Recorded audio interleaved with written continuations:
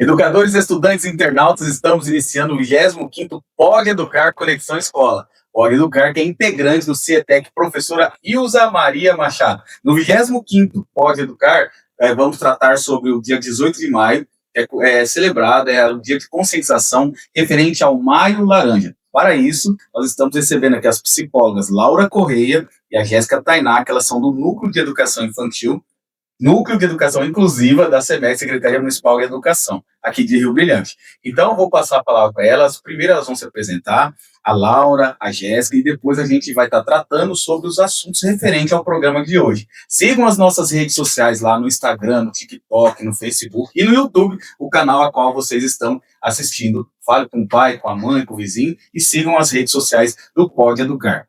Laura Correia, seja bem-vinda, se apresenta à população rio-brilhantense. Prazer, eu me chamo Laura, sou psicóloga, estou aqui no núcleo há poucos meses, entrei em março aqui, e aí a gente tem 22 unidades escolares aqui no município, né, e aí eu supervisiono e acompanho 11, e a Jéssica acompanha as outras 11, contando creche e escola, né. Certo. E aí a gente faz esse trabalho de acompanhamento, de orientação, tanto para as escolas, gestão, professores, alunos, famílias, as demandas que vêm, a gente faz esse acompanhamento de perto. Mas é uma honra estar aqui com vocês hoje para a gente estar falando desse assunto que é muito importante e que, infelizmente, a gente se depara muito ali no contexto escolar. Ainda tem bastante, né? Sim. E agora a Jéssica Tainá, também do núcleo, então ela atende as outras 11 unidades, né? Sim.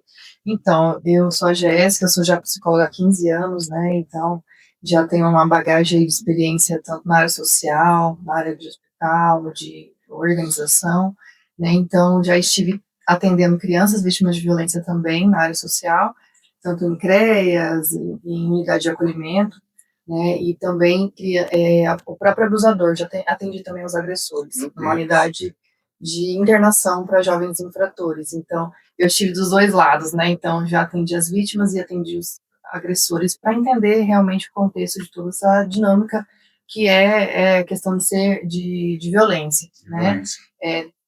Então, assim, nesse tempo que eu atuei, né? O ano passado que eu comecei a atuar nas escolas, atendi as escolas estaduais, né, no município de Dourados. Eu sou de Dourados, e esse ano eu tive a oportunidade de vir para Rio Brilhante atender as escolas municipais. Olha só que bacana. Você é de? Eu sou de Nova Alvorada. A Nova Alvorada, Isso. então tá tudo perto aqui, né? Estão em casa todo mundo. Então, Laura, seja bem-vinda, a Jéssica, seja bem-vinda. População brilhantense, aqui no 25º Pode Educar, hoje nós vamos falar de um assunto muito importante, que é referente ao Maio Laranja. Então, assim, a população tá por vários locais que passam, tem adesivo em carros, tem conscientização, tem programas de rádio falando, vários que observam, teve um período até que tinham essas flores, a rosa, amarela, assim, espalhadas pela cidade. E isso, então, tá vendo? Que assim, a população em geral não tem noção exatamente do que significa. Então, vocês poderiam falar para nós o que é o Maio Laranja, podem compartilhar, tá? Uma complementa a outra, fiquem à vontade. Falar para nós o que é o Maio Laranja, qual que é o objetivo do Maio Laranja e o símbolo para que as pessoas também conheçam o que está acontecendo. Sim. O Maio Laranja, ele não começou agora. Então, assim, foi instituído lá no ano 2000, né, 18 de maio, por conta que lá em 1980, ali meados, uma menininha de 8 anos chamada Araceli, ela foi sequestrada, ela foi dopada, drogada, violentada, e dias depois que foi encontrado o corpo dela, ela foi assassinada. E aí não aconteceu nada com os agressores. Na época eram pessoas que tinham certa influência ali, né, no contexto. Foi, acho que no estado do Espírito Santo que isso aconteceu, se não estiver enganada. E aí, por conta que não aconteceu nada, os agressores ficaram impunes e tudo mais, em 2000 foi criado a lei, né, que instituísse dia 18 de maio para essa conscientização. E aí foi organizada toda essa campanha durante o mês de maio, né. A gente tira esse mês aí para estar fazendo essas ações, só que, na verdade, ao longo do ano inteiro, sim, a gente trabalhando, né, Jéssica? Não só fazendo ações, mas, assim, junto com a rede, está articulando para a gente estar atendendo essas demandas, né? A violência sexual, muitas vezes, quando a gente fala, muitas pessoas acham que é só o abuso ali, o ato em si, né? E não é. Então assim, falas, exposição, mostrar vídeos, gravar ali, né, criança ou adolescente, então tudo isso já se configura como violência sexual. E, infelizmente, por mais que a gente essa campanha ocorre por muitos anos aí, ainda é um tabu na nossa sociedade, né? Então ninguém quer falar sobre isso, como se fosse uma coisa errada e tudo mais e tal.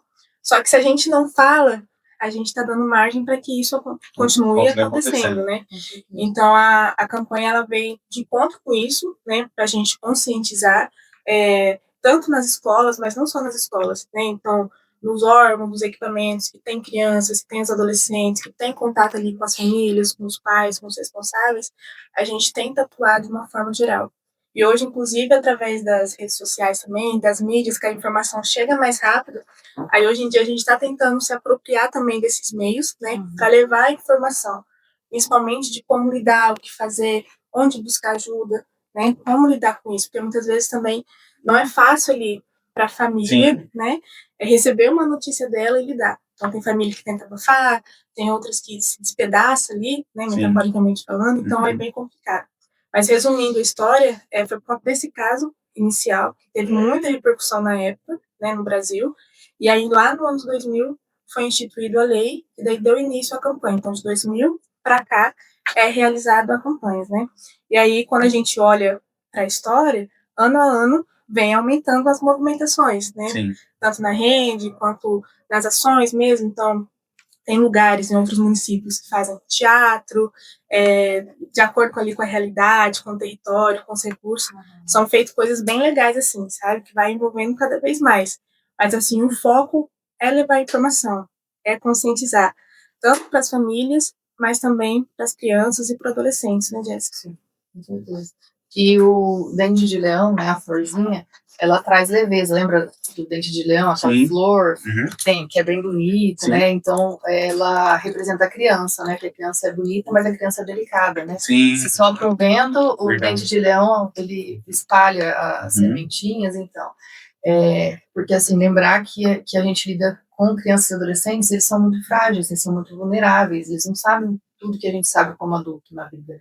Então, essa campanha Faça Bonito, o Faça Bonito é o quê? Denunciar, saber o que está acontecendo. Então, eu acredito, eu não lembro agora da cor laranja, mas você percebe que chama muita atenção, isso. Né?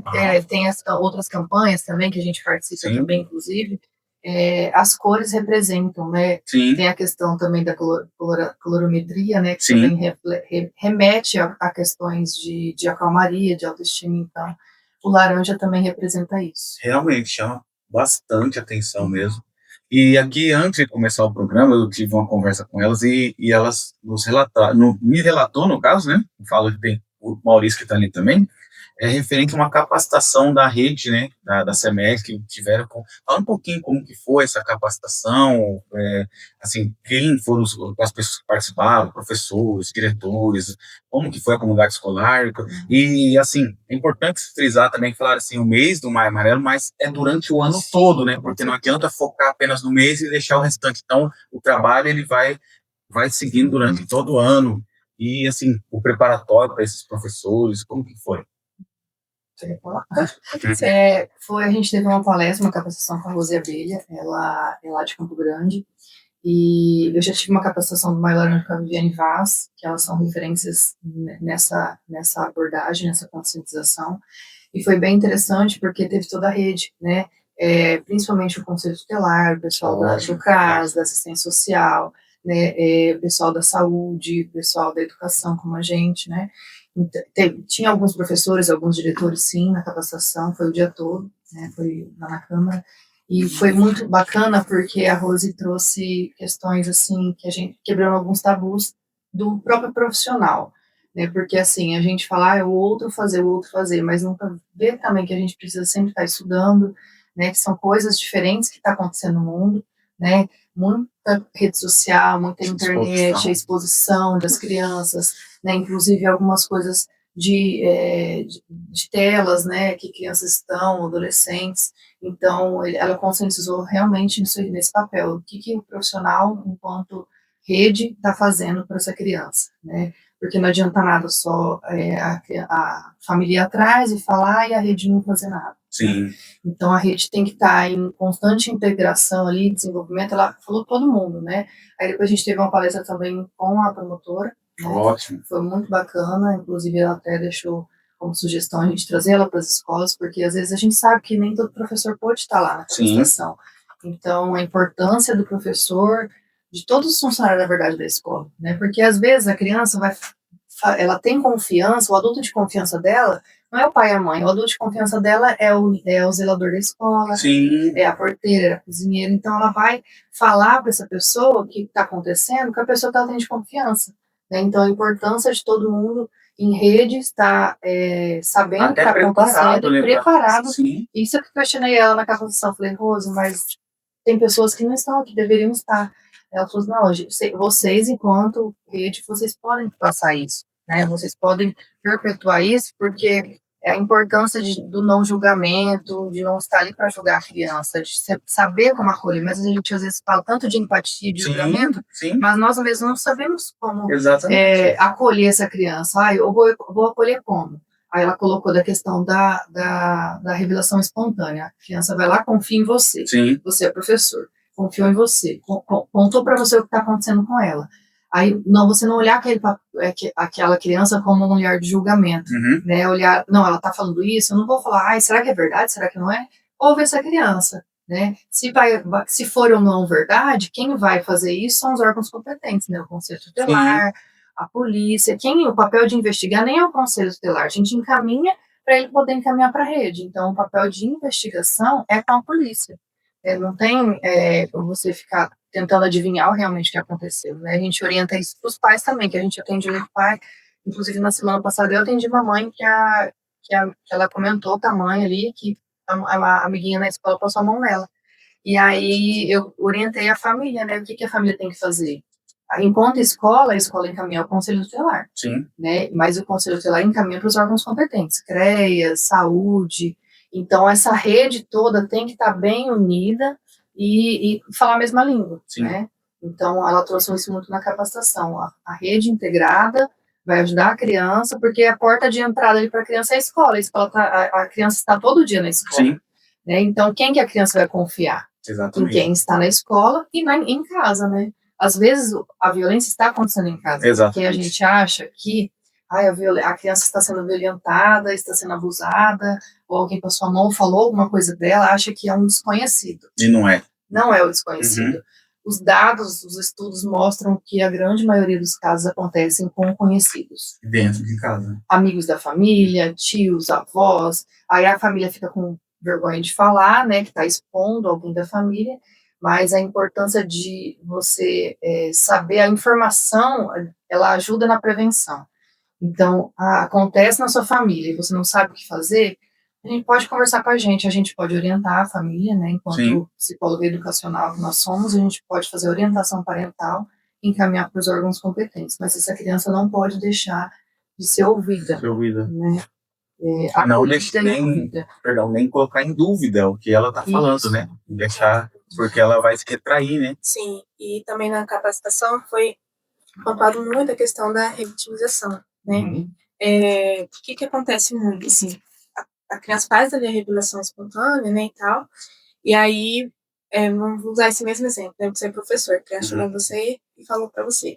Aí você vai até o coordenador, conta o coordenador, leva a criança e faz a criança contar para Exatamente. O coordenador não sabe o que fazer, vai na diretora. E assim vai. É a cadeia. Né? Vai para o conselho tutelar, a criança fala de novo. Vai para não sei para onde, a criança fala de novo. Então, fazer a criança repetir várias e várias vezes, né, um relato da violência, independente de como aconteceu, se configura como revitimização. E aí é como se fosse uma segunda violência que a criança está passando ali, né? Então, expor ela de novo, a relembrar, a contar, se configura como violência institucional. Então, por isso que é tão importante os profissionais, independente da área, se é educação, se é assistência social, se é saúde, se é da segurança pública, estarem preparados ali, porque assim, não é um relato fácil para a criança ou para o adolescente que está fazendo, e muito menos para quem está recebendo a informação, né? É algo pesado, é algo que muitas vezes vai mexer com você que está ali em frente àquela criança. É completamente normal, assim, dar uma insegurança do que fazer ali, né? Só que para nós, não só para nós como psicólogos, mas assim, para quem está dentro do serviço público, extrema importância é estar buscando, assim, conhecimento de escuta especializada, de cuidados, né, de como lidar com essas demandas que são mais sensíveis, justamente para que não ocorra ali uma violência institucional frente a uma demanda como essa, que já é muito sensível, que já traz muita bagagem ali dentro desse contexto que a gente está conversando. E aí, como a Jéssica falou, né, infelizmente, a maioria dos casos, não vou lembrar os números agora, é intrafamiliar, é dentro de casa. E aí tem um tabu, né, que só as meninas que sofrem isso. Não é. Não. Os meninos também sofrem, mulheres também são agressoras muitas vezes, Sim. né? E aí, às vezes, fica muito nessa ideia de que só homem que é agressor, que só as meninas que vão sofrer. E não é, né? A criança, independente do sexo, se é menina, se é menino, ou ali adolescente, pode sofrer, pode ocorrer, né? O agressor pode ser mulher, pode ser homem, independe. Não deixa de ser uma violência, continua sendo uma violência, e nós, enquanto profissionais, enquanto rede, como a Jéssica falou, né? Exato, a gente precisa estar muito bem articulado para não dar brecha para acontecer essas outras violências, né, para que a criança sofra de novo ali. Principalmente quando tem um relato espontâneo e a criança fala, você vai só colocar, escreve no papel, a criança relatou isso, isso e aquilo, do jeito que a criança relatou. Não fica, quando você faz perguntas invasivas, não fica falando assim, mas quem foi, onde foi, onde foi? Ele passou a mão aqui, ele fez isso, ele fez aquilo, né? Ou ela fez isso, ele fez aquilo. Você está preenchendo lacunas na cabeça da criança que às vezes não são reais, né? Tem até um filme que eu posso recomendar aqui, que é A Caça, que ele fala justamente sobre isso, da criança, ela falou no momento ali na escola, porque ela não gostava do professor, né? E aí ela falou que o professor tinha feito alguma coisa com ela e realmente não tinha acontecido. Olha, né? Só. Mas que ela assistiu um vídeo que o irmão mostrou de atos sexuais ali, e aí preencheu isso na cabeça dela. E aí, quando, por exemplo, se realmente acontecer, a criança vai contar e você vai ficar falando, mas quem foi? Como é que foi? Onde foi? Ele passou a mão aqui? Ele fez isso? Fez aquilo? Você tá induzindo a criança a ela falar algo que não aconteceu. Então, ela tá preenchendo uma lacuna na cabeça da criança. E aí, isso, eu não sei se você já ouviu falar aquela frase, uma mentira contada várias vezes torna uma verdade. Torna uma verdade. Né? Então, por exemplo, se você colocar na cabeça da criança, ele passou a mão nisso, sim, a criança vai falar que sim, e às vezes não aconteceu. Sim. Então, a importância de você só ouvir a criança e acolher, né? Falar assim, olha, obrigado por ter confiado em mim, palavras que vão, frases que vão, você faz a criança acreditar e confiar em você. Obrigado por contar, você foi muito corajoso de contar para mim, agora a gente pode dar prosseguimento nisso, né? Eu vou chamar sua mãe aqui na escola, né? Eu falo isso enquanto escola, né? Pra gente ver o que vai acontecer. Né? Então, não preencher lacunas na cabeça da criança, deixar a criança realmente fazer o relato espontâneo, e aí depois essa parte de escuta qualificada e o depoimento especial, que tem diferença, aí é feito com um profissional específico que vai fazer o escuta qualificado. Certo. Nós, enquanto psicólogos educacionais, não fazemos isso, porque a gente não tem um curso para isso, tem que ter um curso de escuta qualificada. E aí o depoimento especial, quem vai fazer isso daí é a polícia. Mas às vezes o que acontece? Casos, né, eu já vou dar o que acontece depois, que todo mundo fica falando, aconteceu isso, não aconteceu nada, eles falam, e aí não aconteceu nada. Mas a justiça também é tardia, né, muito morosa, o processo judicial. Tem crianças, às vezes, que sofreu um abuso lá 4 anos atrás, e aí depois de 4 anos a justiça vai lá colher o depoimento especial dela. E já passou muito tempo. Sim. E aí isso ajuda a questão da revitimização de novo. Sim. Entendeu? Então, são vários caminhos que a gente tem que percorrer, mas enquanto a gente, eu e a Laura, enquanto a escola, o que a gente pode fazer? A gente pode trabalhar a prevenção, né? Trabalhar a prevenção como? Ensinando a criança o que pode, o que não pode fazer, que o corpo é dela, que o corpo é sagrado, o corpo é dela. Não sei se você já ouviu falar daquele semáforo do corpo. Não. Semáforo do toque, sim. Aqui pode, onde é verde, pode. Onde é amarelo, olha, cuidado, onde é vermelho, não pode. Sim. Então, trabalhar com a criança, por exemplo, de uma maneira mais lúdica, eu atendo creches, a Laura também. Sempre tem que ser de uma maneira mais lúdica, para ensinar a criança que aquilo não é certo, né? Tem até uma música, eu fiz uma capacitação ano passado em Dourados, no Conselho Tutelar, e aí eles lançaram uma música, Meu Corpinho. Eu acho muito interessante, porque trabalhar com música também com criança, a criança memoriza. Sim. Né? eu tenho certeza que você lembra uma música que você fazia lá na infância, na sua escola. Muito, Então a música também ajuda nisso. Então a música se chama Meu Corpinho, da Lutnick. Depois eu posso até deixar como sugestão. Tem outras músicas também, mas eu escutei essa música nessa capacitação que eu fiz no ano passado, inclusive com a Heloísa, que até veio aqui, a Polícia Federal. Sim. E ela falou da questão do cyberbullying também, da questão das vítimas de violência virtual, né? Não sei se você vai entrar nesse assunto, mas é muito importante também, né? Os pais estarem ali sabendo o que vai acontecer, a criança pode estar sendo vítima, que às vezes a gente acha, né? O Maio Laranja fala da violência sexual, mas de uma pessoa ali que aconteceu, né? Uma pessoa ou uma que se aproximou, mas não lembra também da parte da internet, né? Do grooming, tem várias questões ali de violência pela internet que mais os adolescentes, né? Que eu vejo relatos assim, mas crianças também, né? De já acompanhar o que está acontecendo na vida dos nossos filhos. Até quando nós atendemos uma mãe, um pai ou alguém da família, a gente fala: o que seu filho está assistindo nas telas? A tela hoje influencia muito a vida da criança, do adolescente, a nossa também. Né? Conectado, né? Aí eu falo: não, eu vou arrancar a tela, vou tirar tudo. Não, mas a gente também é hiperconectado. Tudo está no nosso celular, tá? É banco, é documento, é aplicativo para tudo, né? Então a gente tem que entender o que essa criança está mexendo na rede social. Então, ver o histórico de pesquisa da internet, ver os aplicativos que as crianças estão vendo, ver principalmente jogos online, que a criança conversa com outra pessoa. Então, a violência também sexual não é só o toque. Não, exatamente. A violência sexual também é a pessoa ficar exibindo a criança. A criança falar: não, tira a roupa para mim que eu te dou tal coisa. Né? E aí promete coisas para a criança. Aí a criança acaba fazendo, porque ele prometeu alguma coisa, prometeu, por exemplo, no jogo online. Prometeu comprar tal coisa dentro do jogo, que acontece isso. E a criança vai lá e, eu vou só tirar minha camiseta, né? Quem tem mal nisso? Fui lá, tirou a camiseta, daí esse vídeo fica gravado.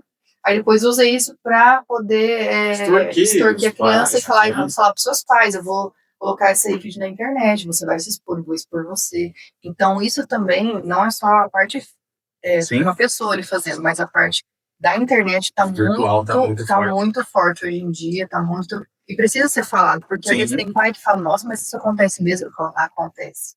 E uma outra coisa que está acontecendo muito também, e agora é a era das IAs. Né? Isso. Então, assim, verdade.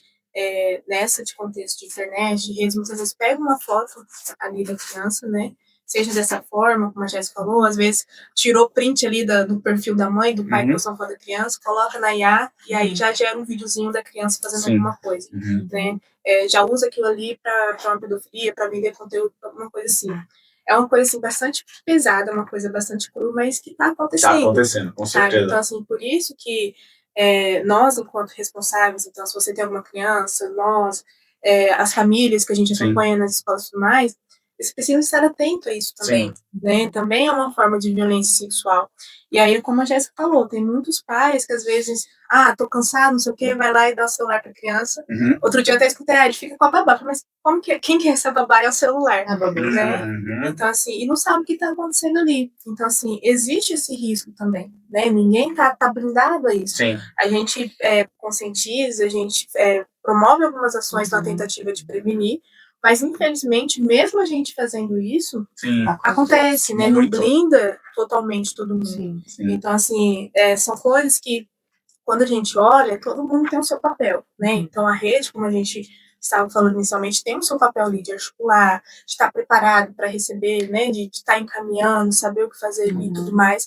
Mas as famílias, elas também têm esse papel que muitas vezes, assim, o que eu tenho percebido muito de março para cá que eu estou aqui acompanhando as escolas, é que elas querem terceirizar as suas responsabilidades. Sabe? Total. Então, acaba que quando a gente olha para uma criança que está passando por um tipo de violência como essa, a família fica meio alheia ali à situação. Não, parece que fala, não é minha responsabilidade. Exatamente.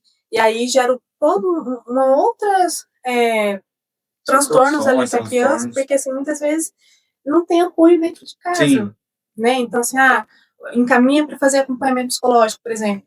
E a família não se preocupa nem de levar. Exatamente, que daí sabe? transfere para a psicóloga, fala, agora é com ela, minha parte eu estou fazendo. Então, Exatamente. entendeu? E aí, Então, assim, a criança ou adolescente que passa por algum tipo de violência sexual como essa, não importa se é pela exposição, se é pelo toque, da forma como aconteceu, mas isso vai gerar danos pro resto da Sim. vida dela, é uma coisa que ela nunca vai conseguir apagar, né? Então, são pessoas que futuramente vai ter uma maior probabilidade de desenvolver um transtorno de ansiedade, uma depressão, risco a suicídio, Sim. né? Isolamento, sabe? Então, assim, é algo muito sério que vai repercutir toda a vida daquela pessoa. A forma como ela vai se relacionar com a outra pessoa Sim. futuramente, Uhum. sabe? Então, é algo muito traumático e muitas vezes esse trauma ele não tem a atenção devida Sim. que deveria ter. Exatamente. Entende? Então, assim, eu acho que isso é uma coisa muito importante, não só relacionada à violência sexual, mas acho que a todo esse Violência em contexto de geral, violência, né, de negligência que muitas vezes acontecem ali, das famílias estarem perto, sabe? De cultivar o diálogo, por exemplo. Então, a gente promove essas ações na escola, mas muitas coisas tem que vir de casa. Sim. Né? Então, essa conversa desde bebê, ensinar a criança quem pode tocar, o porquê que tá tocando, Sim. né? Então, olha, a mamãe tá te limpando porque tá te dando banho, tá cuidando de você, né? O papai tá trocando porque tá cuidando de você, mas outra pessoa não pode fazer isso. Então, desde muito pequeno, tá tendo esse diálogo com a criança, né? Até para caso aconteça isso, a criança se sentir segura de levar isso, Sim. né? Porque muitas vezes não acontece de levar dentro de casa por conta que não tem essa segurança, Exatamente. não tem esse apoio, né? E a mãe não vai acreditar no que eu vou falar. Exatamente. Vai né? pegar. Então, assim, já tem um trauma em si, a criança, e aí a partir disso já se desenvolve outras coisas por conta dessa falta de amparo da família. Sim. Né? Então, assim, é importante quando a gente fala sobre isso, que todos têm o seu papel de igual importância. Sim. Então, se a rede faz o seu trabalho, mas a família não assume o papel dela, vai dar problema, né? Se a família faz o papel dela, mas a rede falha ali em algum momento, vai dar problema. Essa criança vai sofrer igualmente. Então, todo mundo, de uma forma geral, precisa, assim, entender suas responsabilidades, né? E principalmente as famílias, que hoje em dia a gente percebe que, como que eu posso dizer isso, assim, estão terceirizando mesmo, assim, sim. né? Não querem assumir responsabilidade, ou não dão atenção devida. Então, assim, a gente tá com muitos casos, né, Jéssica, que a gente se depara com esse tipo de demanda, assim, a falta ali do comprometimento da família, sabe? E é importante vocês falarem também assim, uma das coisas, eu fui anotando algumas informações, questão da internet, o Google tem o controle dos pais, né, o meu filho mesmo vai usar qualquer coisa que ele vai usar, que eu recebo uma notificação lá, ele tá acessando tal coisa. Aí, então, e assim, é gratuito, as pessoas podem colocar, conecta o contato do filho lá no controle dos pais, e é muito importante também as pessoas estarem preparadas aos sinais, porque assim, que nem você, né, chegou falando assim, porque às vezes é o porteiro, o administrativo lá da escola, que às vezes a criança ela tem aquela intimidade com aquela pessoa, ela se sente segura, na verdade. Intimidade é até uma palavra forte, na verdade ela se sente segura com aquela pessoa, só que a pessoa não tem o preparo para estar ouvindo, e daí vai surgir a questão da revitimização, que eu aprendi hoje essa palavra, o significado dela, vai surgindo isso, vão surgindo demandas, só que assim, e também eu acho que é muito importante o trabalho que vocês estão fazendo, principalmente nas redes mesmo, um trabalho de multiplicar, porque às vezes nem a própria unidade está preparada, às vezes a pessoa que está lá na administrativa fala, eu ouvi isso da criança, e daí a pessoa sai e já vai sair os comentários, mas cara, ele gosta muito de conversa, a pessoa gosta muito de conversa, então às vezes não dá o devido olhar, né, a escuta que deve a importância, então, importantíssimo o trabalho de vocês, e assim, uma coisa importante. É um trabalho de formiguinha, né? Isso, exatamente. Mas você viu que daí tiveram que esperar 12 anos, que aconteceu em 88, e depois foi em 2000. 73, acho que mais foi, quase 20, 30 anos para acontecer, para surgir a lei. Aí a lei, desde o ano 2000, tem 26 anos a lei, e está seguindo, né?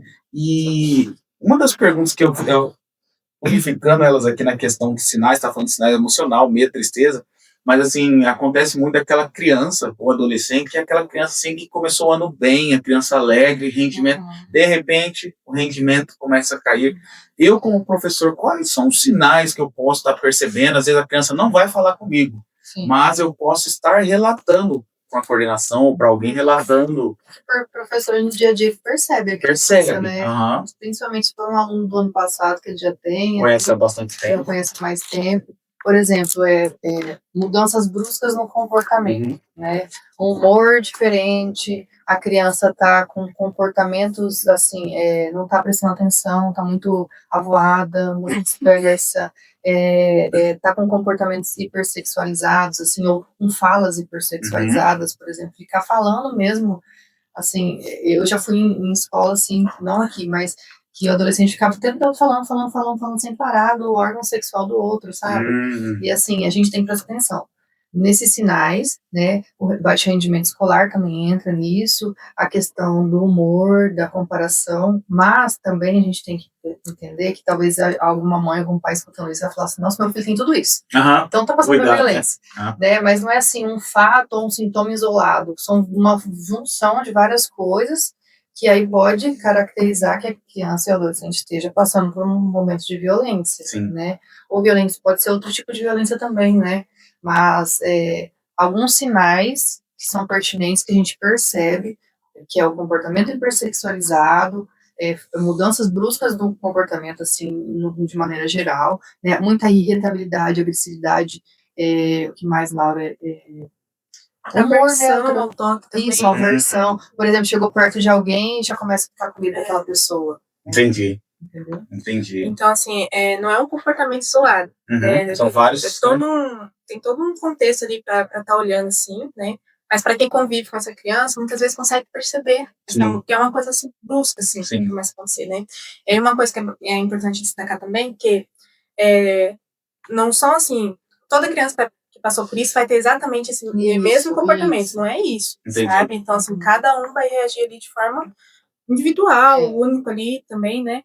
Então, às vezes, a criança... Ou também fica muito quieta também. A pessoa fica muito, por exemplo, depois ficou quieta. Ó, criança que era muito quieta ficou querendo... Falante. Exatamente. Então, assim, cada um ali vai reagir de uma forma, né? Então, assim, quando é muito brusca, vai muito oposto do que normalmente é aquilo, então a gente precisa ter um pouco mais de atenção, né? Então, por exemplo, essa questão de apresentar comportamento mais sexualizado e inadequado ali para a idade.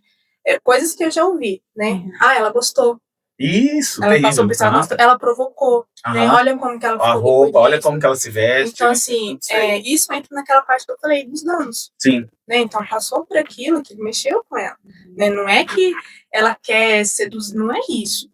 Né? Então, assim, tem toda uma principalmente tratando de adolescente, né? Como tá nessa fase dos 16, 17, 18 anos, que ela tá querendo namorar, ela tá chamando atenção, ela tá usando essa roupa porque ela quer chamar atenção, né? E aí entra também na violência, questão do feminicídio, a violência sexual feminina, né? Das negligências que acontece. E ainda, né, não só meninas, né? Como meninos também, né? Começa a ter um comportamento mais aversivo, começa, por exemplo...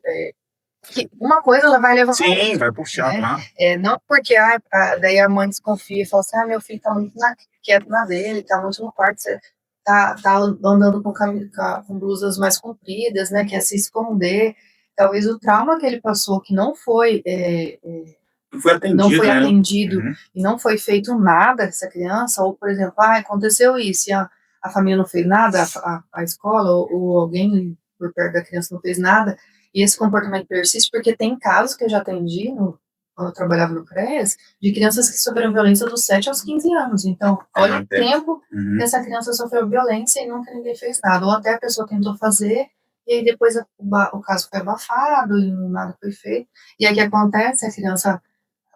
Essa criança vai virar adolescente, vai virar um adulto, que vai provocar, às vezes, autolesão, né, que são os cortes que são feitos, vai ter uma tentativa de suicídio, uma coisa vai levando a outra. E aí, por exemplo, vai acontecer, às vezes, com o filho ou com a filha, quando a pessoa tiver filho, ou na vida adulta, eu falo, e aí acaba acontecendo também com a criança, porque nada foi feito e foi aprendido dessa forma, né? Não sei se você já viu aquele vídeo, Vida Maria, que fala assim, né? Ela cresceu daquele jeito e tá aprendendo daquele jeito e ninguém faz nada, e são várias vidas do mesmo jeito e vai seguindo e ninguém faz nada. Então, hoje em dia a gente foca muito nessa campanha do Maio Laranja, como a Laura falou, não é só o mês de maio que a gente trabalha com conscientização e prevenção, é o ano inteiro, mas assim, se a gente não falar disso, e olha que essa campanha existe há muito tempo, Sim. E mesmo assim vai acontecendo, e o pessoal fica com medo, não sabe o que vai fazer, e chega mães às vezes comigo, Jéssica, eu não sei o que eu faço, o que eu procuro agora, o que eu faço?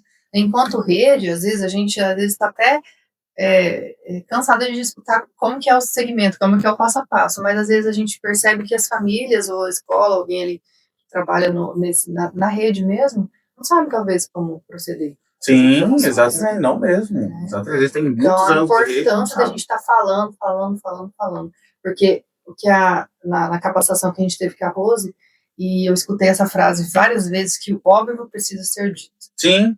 Uhum. Uma coisa que é óbvia para mim, não é óbvia para o outro. Sim. Então, a gente precisa falar, né? Coisas, às vezes, tão simples, como falar para ensinar a criança a como fazer higiene pessoal, Sim. que só ela pode tocar, que a mamãe não, que nenhuma pessoa pode ver ela pelada, por Sim. exemplo, né? Ensinar realmente os filhos, né? Eu tenho 2 filhos, então eu ensino para eles, olha, não pode pegar, se alguém fazer isso, você tem que correr chamar a mamãe, o que está acontecendo, né? Há relatos que eu ouço de escolas que já fazem isso há muitos anos, que quando aconteceu com a criança se deparou numa situação dessa, a criança falou não do agressor e saiu correndo para falar com a mãe. Olha só. Né? Porque na escola está sempre falando, estão sempre fazendo as campanhas, né? E sempre está conscientizando essa criança do risco que ela está correndo, né? Então, a importância da gente falar, a informação, ela salva vidas. Sim. Então, a importância da informação. Sim, então, porque a gente observando, eu como professor ou como pai, a gente vai estar lidando no dia a dia para entender o que está acontecendo com essas crianças. E assim, eu queria, no caso, um conselho para aquele pai, aquela mãe que está vendo, como orientar, no caso, orientar eles, para eles orientarem a criança a dizer não, de uma forma assim que ela não vai se sentir desconfortável. Que assim, foi falado da questão do semáforo, isso é muito importante, né? O semáforo do toque, né? Então, o semáforo do toque, para os pais que assim não conhecem, é bom, faz uma pesquisa. Mas assim, uma orientação aos pais, né? Os pais, a mãe, para assim, como que eles vão. É uma conversa até complicada, Difícil, até isso. né? Você vê como que é assim. É porque assim, quando a gente fala de educação sexual para o nosso filho, cada idade a gente tem que falar de uma forma diferente. Sim. Por exemplo, ele, às vezes chega em casa e fala, mãe, aconteceu isso desse. Fala, meu Deus do céu, o que essa criança fala? Deixar a criança falar, Sim. E aí você responde o que ela falou, né? Porque eu não posso fazer uma orientação para uma criança de 4 anos, é a mesma coisa que eu falo para uma de 14 anos. É totalmente diferente. Então, deixa a criança falar. Na verdade, o que a família e todo mundo, e nós fazemos, é o acolher, né? Acolher sem julgamento. Na verdade, escutar e acolher. Né? A gente tem que saber escutar, não só querer falar. A gente tem que saber escutar e acolher essa criança. Eu acho que esse é um ponto principal, não só para a violência sexual, mas como tudo na vida da criança, a criança precisa ser escutada. Porque, às vezes, antigamente, na minha época, eu falava assim, criança não mente, ou criança não sabe o que está falando. Né? Às vezes a criança aumenta um pouco a conversa, né? A gente tem que quebrar esse tabu também que a criança não mente, mas a gente tem que perceber qual que é o motivo que ela está falando isso. Ela não tirou essa informação do nada, em algum lugar ela viu. Sim. Quando eu e a Laura atende, até a gente comenta com a nossa coordenadora também, de umas situações muito absurdas, assim, que às vezes a mãe ou o pai acha que é normal, que não é normal para a idade. Sim. Então a gente tem que averiguar, essa idade está acontecendo isso, então entender esse contexto, mas eu como sou mãe, eu tenho uma filha de 10 e um de 2 anos. Certo. Então, eu tenho que escutar. Às vezes a gente, na corrida do dia, a gente Exatamente, concordo com você. Entendeu? Mas, assim, além disso, né, escutar, acolher, que é essencial, assim, desde pequeno, sabe? Cultivar o diálogo, sabe? Confiança. Não necessariamente nesse contexto de educação sexual, mas, assim, cultivar o diálogo. sabe? Saber conversar, perguntar para a criança se está tudo bem, se está com medo de alguma coisa, se tem alguma coisa incomodando, se ela não está gostando de ir pra escola. Perguntar como foi o dia dela na escola. Exatamente. Cultivar o diálogo, sabe? Às vezes as pessoas acham que isso é meio besta, que não faz diferença, mas faz muita diferença ali na vida daquela criança, daquele adolescente. Ter essa segurança, se sentir seguro no ambiente doméstico ali, sabe? Então, eu acho que são pequenas coisas que, ao longo da vida, e diante de uma situação como essa, de violência, vai fazer total diferença para auxiliar essa criança ou esse adolescente a superar e a seguir em frente, né? E por mais que muitas vezes vai partir da criança, né, uma curiosidade, uma pergunta, escutou um coleguinha falando e foi perguntar, é importante sim escutar, acolher e tudo mais, mas você, enquanto responsável, né, desde pequeno também ensinando na hora que tá dando banho, né, e nomeando a partinha do corpo, e ensinando ali que ninguém pode tocar devagarinho, com palavras simples, né. E a importância também falar realmente o nome do órgão sexual, não ficava dando apelidos. Você também pode confundir a cabeça da criança, né? Ótimo, vamos saber disso. E assim, para a criança já ir crescendo, entendendo que ali ninguém pode. Né? É só ela, os cuidadores ali que estão auxiliando para dar banho, para cuidar e tudo mais, mas fora disso, ninguém pode. Então, assim, são coisas que muitas vezes, né, é até frustrante pra gente, que são lugares que muitas vezes a gente não consegue alcançar. Que é lá no íntimo das famílias, né? E aí, os pais, as famílias, elas precisam estar abertas para que, caso elas não façam isso, elas reconhecerem, né? Nossa, a gente tá falando isso. E tentar, né? Tentar cultivar isso dentro de casa, porque é aquilo que eu sempre, assim, reflito. Eu não tenho filhos, mas eu tenho uma sobrinha pequena, né? Eu reflito assim, se não aprender dentro de casa, vai aprender em outros lugares, a gente não vai saber como que vai chegar essa informação, né? De que forma que vai chegar. Então, assim, são coisas que, desde de bebê ali, do primeiro aninho, e à medida que vai crescendo, o diálogo, ir nomeando as partes do corpo, né? Incentivando essa criança a falar sobre os medos, as inseguranças, o que incomoda, o que está agradando, né? Quais pessoas que ela gosta, quais pessoas que ela se sente mais confiável, segura, com quem que ela não se sente segura, sabe? Isso é essencial para o desenvolvimento da criança em todas as fases. Questão cognitiva, social, emocional também.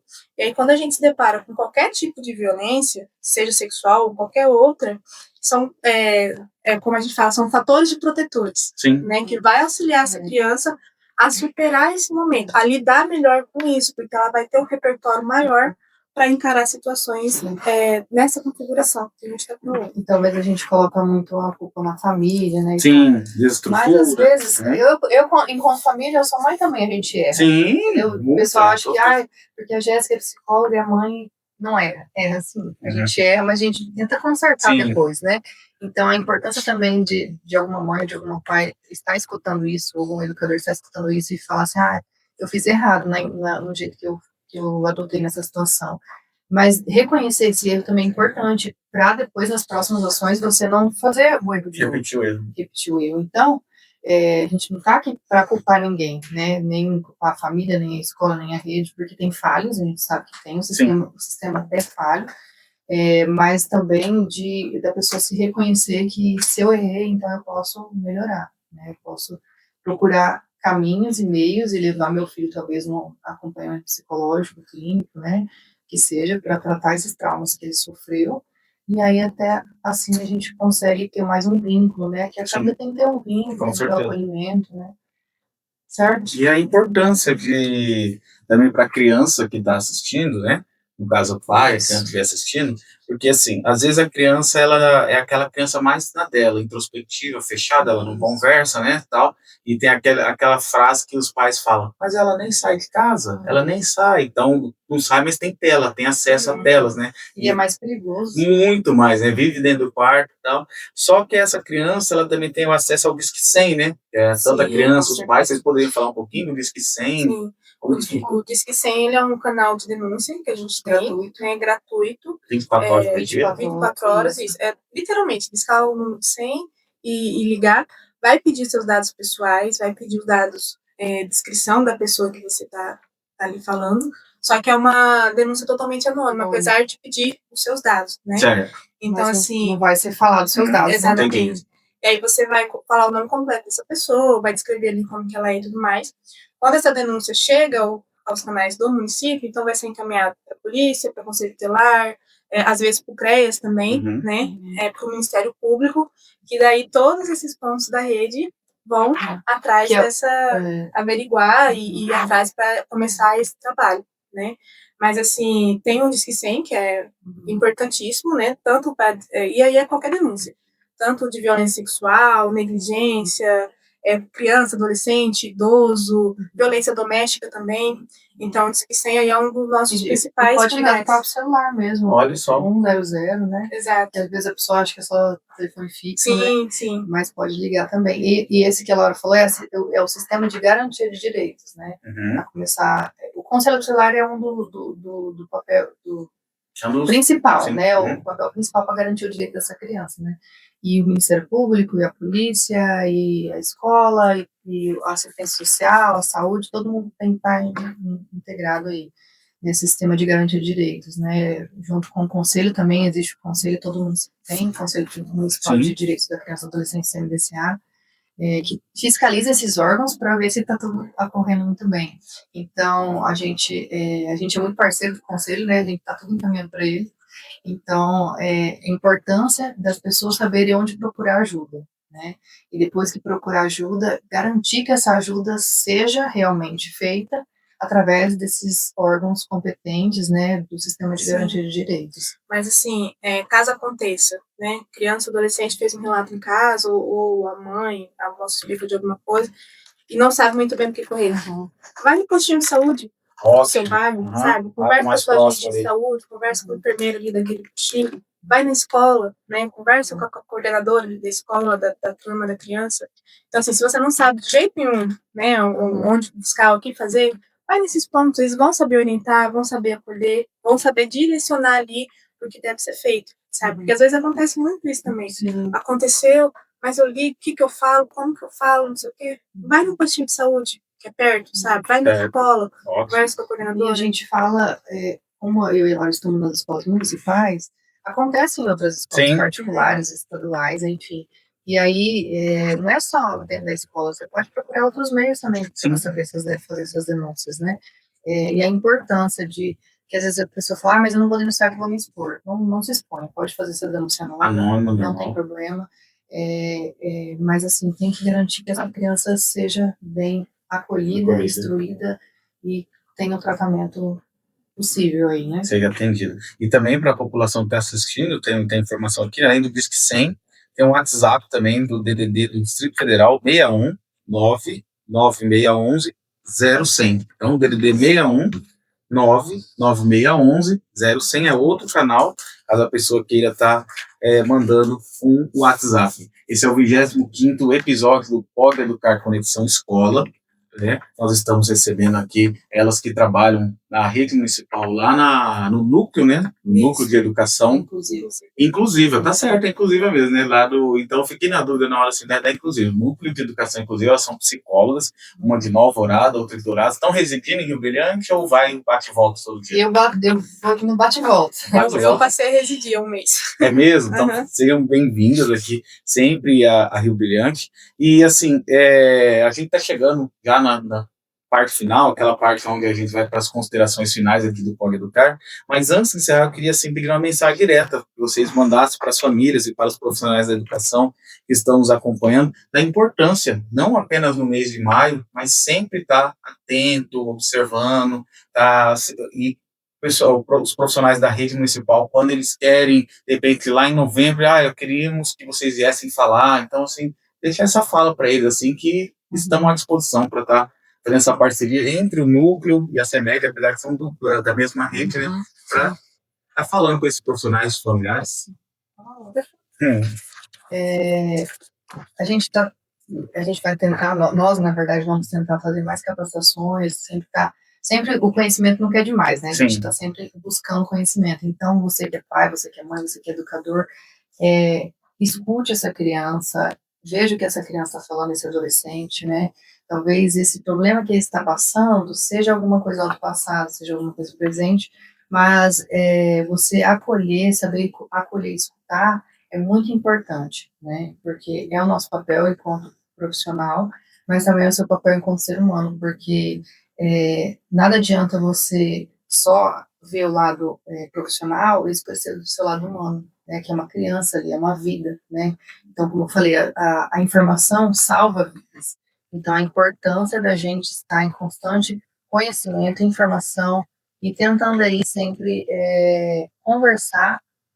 O diálogo, na verdade, é o papel principal que a gente tem que fazer, né? Então, acho que é isso a mensagem de hoje. Sim. Muito E bem. se você não fala, você contribui para a violência consciente. Então, assim, falar, né, pode salvar vidas, pode proteger também. Sim. Então, eu acho que é a principal orientação, né, cultivar o diálogo e incentivar sempre a falar e a buscar ajuda também.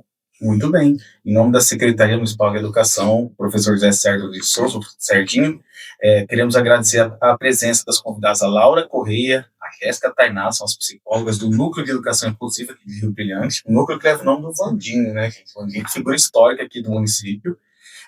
Então, no 25º episódio do Pode Educar, foi falado sobre o Maio Laranja, tá? Explicando sobre o símbolo, as meninas falaram, né? As profissionais, perdão, né? As profissionais falaram. Foi falado do Disque-100.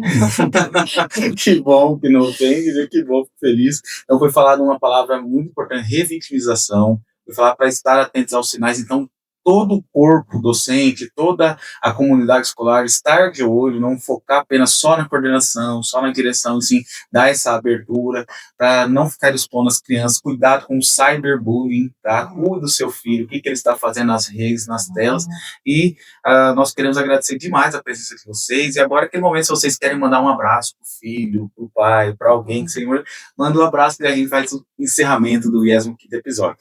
Vamos começar com a Laura. Só agradecer mesmo, né, pela oportunidade, como eu disse no início, através dessas mídias sociais, assim, a gente consegue chegar muitas vezes em um lugar que talvez pessoalmente a gente não consegue chegar. Sim. Então, assim, agradecer pela oportunidade, né, pelo apoio da CEMED, pela nossa coordenadora também, que foi quem liberou a gente. E é isso, né, a gente fica à disposição também, né, educadores, pessoal da escola, às vezes pais de alunos que percebem alguma coisa, não sabem muito bem como lidar. Pode vir buscar também auxílio com a gente, seja através da escola, seja diretamente ali no núcleo, a gente está à disposição. Muito bem. Certo. E o núcleo também fica ali perto do Saudação Sul, para quem não conhece, né, pode procurar a gente lá também. Piracema, aquela região ali, do prédio do Piracema aí? Isso. Aquela região ali. A Jéssica Tainá, escola. Eu uso Jéssica Perim nas minhas redes sociais, mas... Jéssica Perim. Se alguém quiser me seguir também na minha rede social lá, Jéssica Perim Psi, eu posto algumas coisas sobre relação à família, adolescente, criança, mulheres, que eu também atendo clínica, né, então fora da CEMED eu sou psicóloga clínica também, a Laura também é psicóloga clínica. Então, além desse papel, a gente tem ali o papel da função de mãe, de educadora, de profissional. Mas eu queria dar um beijo para os meus filhos, né, o Leonardo, a Maria Júlia, meu marido também, né, que está ali me apoiando, né, para mim estar aqui, eu tenho que ter apoio deles, né. Uma rede de apoio. Então, a minha rede de apoio são eles, eu queria agradecer a oportunidade de estar falando, né, da nossa voz está ecoando aí aos 7, né, cantos da cidade, do estado, sim, né, a importância da gente saber, da gente falar, né, então eu queria agradecer a oportunidade de estar aqui hoje. Mandar um beijo para os meus filhos, né? O Leonardo e a Maria Júlia, um beijo para eles. Muito bem. Então, nós agradecemos a presença de vocês. Esse foi o 25º episódio do Pode Educar Conexão Escola. O Pode Educar, que é integrante do CIETEC, professora Ilza Maria Machado. Lembrando, né, Maurício, que nesse sábado, dia 30, o Pode Educar, o 26º episódio, será itinerante. Nós estaremos lá na celebração dos 30 anos da EFAR, a Escola Agrícola, nesse sábado, dia 30, convidando toda a população rio-brilhantense. As celebrações vão começar às 7 da manhã e vão até a lua virar sol, eles brincam, né?